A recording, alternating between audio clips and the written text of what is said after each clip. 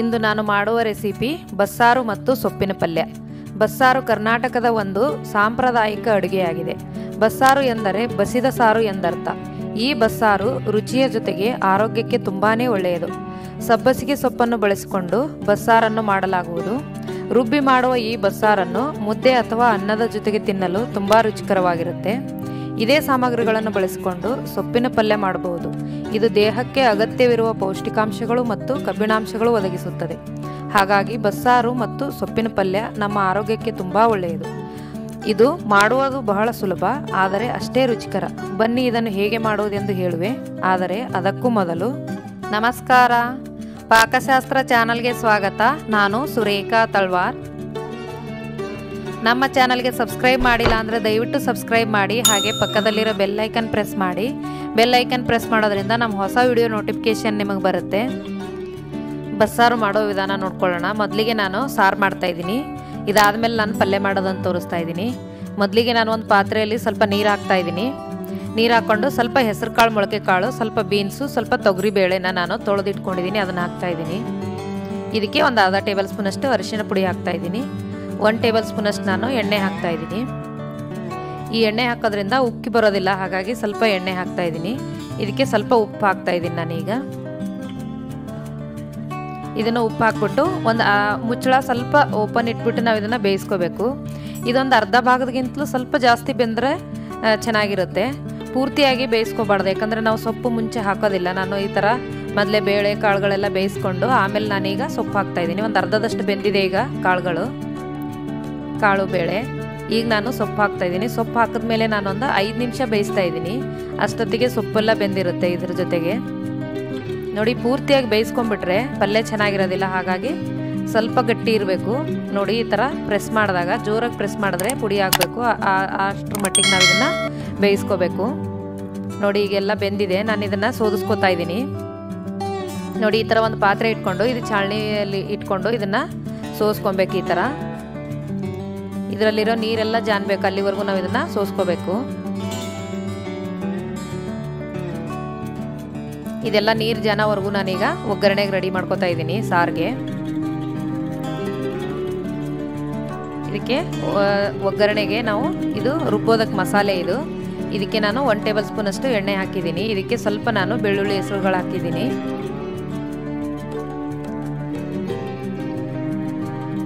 ನೋಡಿ, ಸ್ವಲ್ಪ ಫ್ರೈ ಆದಮೇಲೆ ಒಂದು ಅರ್ಧದಷ್ಟು ಈರುಳ್ಳಿ ಜಾಸ್ತಿ ಹಾಕಬೇಡಿ, ಚೆನ್ನಾಗಿರೋದಿಲ್ಲ. ಇದಕ್ಕೆ ಬಸ್ಸಾರಿಗೆ ಸ್ವಲ್ಪ ಈರುಳ್ಳಿ ಆದರೆ ಚೆನ್ನಾಗಿರುತ್ತೆ. ಚಿಕ್ಕದಾದರೆ ಒಂದು, ದಪ್ಪ ಇದ್ದರೆ ಒಂದು ಅರ್ಧ ಈರುಳ್ಳಿ ಸಾಕಾಗುತ್ತೆ. ಇದಕ್ಕೆ ಸ್ವಲ್ಪ ಕರಿಬೇವು ಹಾಕ್ತಾ ಇದ್ದೀನಿ. ಅರ್ಧ ಟೇಬಲ್ ಸ್ಪೂನ್ ಮೆಣಸುಕಾಳು, ಅರ್ಧ ಟೇಬಲ್ ಸ್ಪೂನ್ ಜೀರಿಗೆ ಹಾಕ್ತಾ ಇದ್ದೀನಿ. ನೋಡಿ, ಇದನ್ನೆಲ್ಲ ಚೆನ್ನಾಗಿ ಫ್ರೈ ಮಾಡ್ಕೋಬೇಕು. ಈರುಳ್ಳಿಯಲ್ಲಿರೋ ಹಸಿ ವಾಸನೆ ಎಲ್ಲ ಹೋಗಬೇಕು. ಒಂದು ಅರ್ಧದಷ್ಟು ನಾನು ಫಾರಂ ಟೊಮೆಟೊ ಹಾಕ್ತಾ ಇದ್ದೀನಿ. ನಾವು ಹುಣಸೆ ಹುಳಿ ಹಾಕೋದ್ರಿಂದ ಟೊಮೆಟೊ ಸ್ವಲ್ಪ ಕಡಿಮೆನೇ ಹಾಕೊಳ್ಳಿ. ಸ್ವಲ್ಪ ಕೊತ್ತಂಬರಿ ಸೊಪ್ಪು ಹಾಕ್ತಾ ಇದ್ದೀನಿ ಇದಕ್ಕೆ.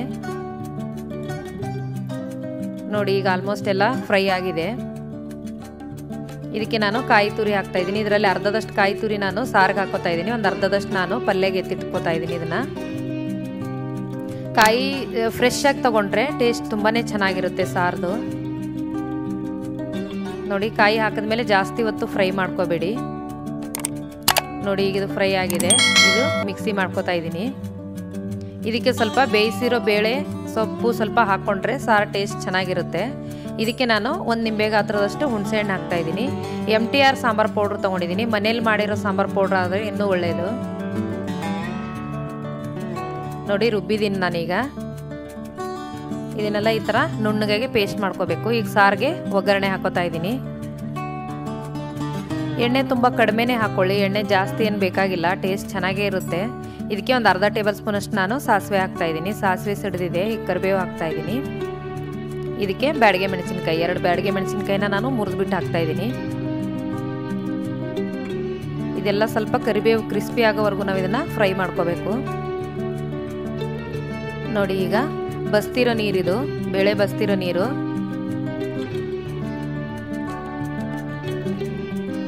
ಮತ್ತು ಇದು ರುಬ್ಬಿರೋ ಮಸಾಲೆ. ಇದನ್ನೆಲ್ಲ ಹಾಕಿ ಚೆನ್ನಾಗಿ ಇದನ್ನು ಕುದಿಸ್ಕೋಬೇಕು. ನೋಡಿ, ನಿಮಗೆ ನೀರು ಎಷ್ಟು ಬೇಕೋ ಗಟ್ಟಿ ತಿಳು ನೋಡಿಕೊಂಡು ನೀವು ನೀರನ್ನ ಯೂಸ್ ಮಾಡ್ಕೊಳ್ಳಿ. ತೀರಾ ತಿಳುವಾದರೆ ಅಷ್ಟು ಚೆನ್ನಾಗಿರೋದಿಲ್ಲ. ನಾವು ಉಪ್ಪು ಹಾಕಿಬಿಟ್ಟು ಬೇಯಿಸ್ಕೊಂಡಿರೋದ್ರಿಂದ ನಾನು ಸ್ವಲ್ಪ ಕಡಿಮೆ ಉಪ್ಪು ಹಾಕ್ತಾಯಿದ್ದೀನಿ. ಉಪ್ಪನ್ನ ನೀವು ರುಚಿಗೆ ನೋಡಿ ಹಾಕ್ಕೊಳ್ಳಿ. ಈಗ ಸೊಪ್ಪಿನ ಪಲ್ಯ ಮಾಡೋ ವಿಧಾನ ನೋಡ್ಕೊಳ್ಳೋಣ. 1 ಟೇಬಲ್ ಸ್ಪೂನಷ್ಟು ಎಣ್ಣೆ ಹಾಕ್ತಾಯಿದ್ದೀನಿ. ಇದಕ್ಕೆ ಒಂದು ಅರ್ಧ ಟೇಬಲ್ ಸ್ಪೂನಷ್ಟು ಸಾಸಿವೆ ಹಾಕ್ತಾಯಿದ್ದೀನಿ. ಈಗ ಸಾಸಿವೆ ಸಿಡಿದಿದೆ, ಕರಿಬೇವು ಹಾಕ್ತಾಯಿದ್ದೀನಿ. ಇದಕ್ಕೂ ಕೂಡ 2 ಬ್ಯಾಡಗೆ ಮೆಣಸಿನ್ಕಾಯಿನ ಮುರಿದಿಟ್ಕೊಂಡಿದ್ದೀನಿ, ಅದು ಸಹ ಹಾಕ್ತಾಯಿದ್ದೀನಿ. 1 ಹಸಿ ಮೆಣಸಿನ್ಕಾಯಿ, 1 ಈರುಳ್ಳಿನ ಸಣ್ಣ ಸಣ್ಣದಾಗಿ ಕಟ್ ಮಾಡಿ ಇಟ್ಕೊಂಡಿದ್ದೀನಿ. ಹಸಿರು ಮೆಣಸಿನ್ಕಾಯಿ ಬಾಯಿಗೆ ಸಿಗುತ್ತೆ ಅನ್ನೋದಾದರೆ ಈ ಥರ ಉದ್ದ ಸೀಳ್ಬಿಟ್ಟು ಹಾಕೋಬೋದು. ನಾವು ಖಾರಕ್ಕೆ ಎಷ್ಟು ಬೇಕೋ ಅಷ್ಟು ಹಾಕೋಬೋದು. ಖಾರ ಬೇಡ ಮಕ್ಕಳಿಗೆ ಕೊಡೋದಾದರೆ ಹಸಿರು ಮೆಣಸಿನ್ಕಾಯಿನ ಸ್ಕಿಪ್ ಮಾಡ್ಕೊಂಬಿಡಿ. ನೋಡಿ, ಇದೆಲ್ಲ ಚೆನ್ನಾಗಿ ಫ್ರೈ ಆಗಬೇಕು. ಈಗ ನಾವು ಬೇಯಿಸ್ಕೊಂಡಿರೋ ಸೊಪ್ಪು, ಕಾಳು ಮತ್ತು ಬೇಳೆನ ಹಾಕ್ತಾಯಿದ್ದೀನಿ. ಈಗ ಕಾಯಿ ತುರಿ ಹಾಕ್ತಾಯಿದ್ದೀನಿ. ಇದಕ್ಕೂ ಸಹ ಉಪ್ಪಿರುತ್ತೆ, ಉಪ್ಪು ಹಿಡ್ಕೊಂಡಿರುತ್ತೆ. ನಾವು ಬೇಯಿಸ್ಬೇಕಾದ್ರೆ ಉಪ್ಪು ಹಾಕಿರ್ತೀವಲ್ವ, ಉಪ್ಪು ಹಿಡ್ಕೊಂಡಿರುತ್ತೆ. ಹಾಗಾಗಿ ಇದಕ್ಕೂ ಸಹ ಉಪ್ಪನ್ನ ನೋಡ್ಕೊಂಡು ಹಾಕ್ಕೊಳ್ಳಿ. ಸ್ವಲ್ಪ ಕಡಿಮೆನೇ ಉಪ್ಪು ಹಾಕ್ಕೊಂಡ್ರೆ ಚೆನ್ನಾಗಿರುತ್ತೆ.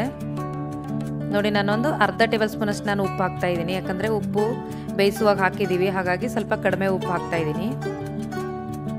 ನೋಡಿ, ಈಗ ಪಲ್ಯ ಕೂಡ ರೆಡಿಯಾಗಿದೆ.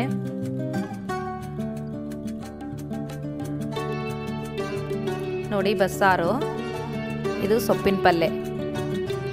ಇದು ಅನ್ನ ಮುದ್ದೆ ಜೊತೆಗೆ ತಿನ್ನಲು ತುಂಬಾ ರುಚಿಕರವಾಗಿರುತ್ತೆ. ಮಾಡೋದು ಕೂಡ ಈಸಿ ಇದೆ, ಟೇಸ್ಟ್ ತುಂಬ ಚೆನ್ನಾಗಿರುತ್ತೆ. ನೀವು ಕೂಡ ನಿಮ್ಮ ಮನೆಯಲ್ಲಿ ಟ್ರೈ ಮಾಡಿ ನೋಡಿ. ಬಸ್ಸಾರು ಮತ್ತು ಸೊಪ್ಪಿನ ಪಲ್ಯ ಮಾಡಲು ಬೇಕಾಗುವ ಸಾಮಗ್ರಿಗಳು: ಒಂದು ಅರ್ಧ ಬಟ್ಲಷ್ಟು ನಾನು ಹೆಸರು ಕಾಳು, ಮೊಳಕೆ ಕಾಳು ತೊಗೊಂಡಿದ್ದೀನಿ. ಅರ್ಧ ಬಟ್ಲಷ್ಟು ಬೇಳೆ ತೊಗೊಂಡಿದ್ದೀನಿ. ಸ್ವಲ್ಪ ಬೀನ್ಸು ಕಟ್ ಮಾಡಿ ಇಟ್ಕೊಂಡಿದ್ದೀನಿ. 2 ಕಟ್ಟು ಸೊಪ್ಪಿನ ಪಲ್ಯ ತೊಗೊಂಡಿದ್ದೀನಿ, ಚಿಕ್ಕ ಚಿಕ್ಕದು.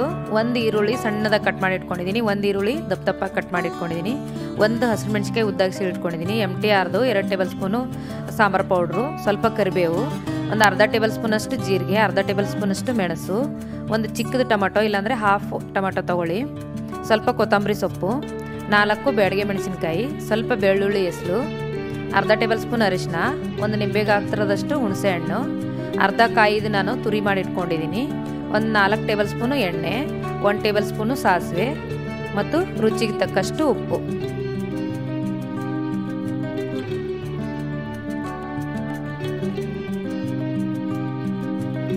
ಈ ವಿಡಿಯೋ ನಿಮಗೆ ಇಷ್ಟವಾದರೆ ಲೈಕ್ ಮಾಡಿ, ಶೇರ್ ಮಾಡಿ, ಸಬ್ಸ್ಕ್ರೈಬ್ ಮಾಡಿ ಹಾಗೂ ಪಕ್ಕದಲ್ಲಿರೋ ಬೆಲ್ ಐಕಾನ್ ಪ್ರೆಸ್ ಮಾಡಿ. ಧನ್ಯವಾದಗಳು.